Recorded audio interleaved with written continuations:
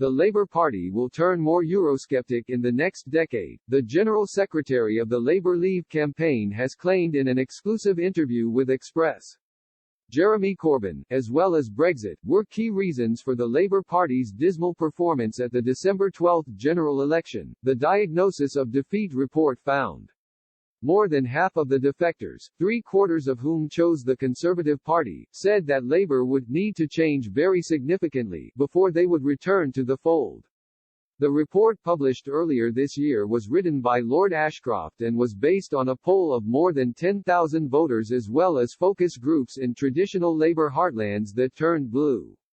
The billionaire and former Tory grandee also claimed traditional Labour voters deserted the party because it had lost touch with them and looked down on them while taking their voters for granted.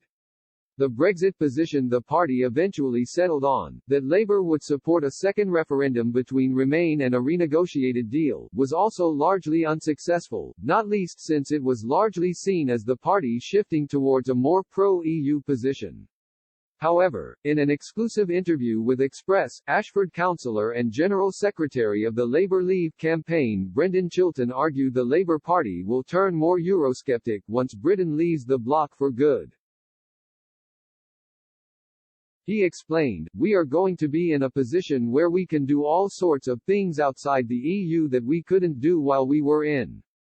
For example, on state aid we can be far more flexible on the use of state aid to support businesses and create jobs.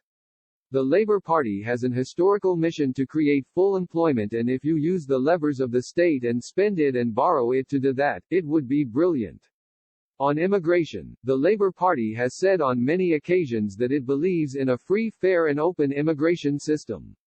"Well, at the moment, as members of the EU, because we need to ensure there are controls, we don't have that.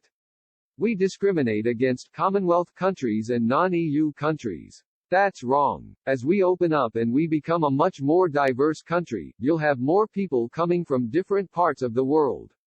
That will help because those people tend to support the Labour Party. That is just a historic fact." Thirdly, Mr. Chilton noted, lots of those towns around the coast, that used to be big fishing ports, are all Labour seats. He claimed that places like Grimsby and Dover will have much bigger workforces and more union organisations as a result of Brexit, which will be advantageous to the Labour Party.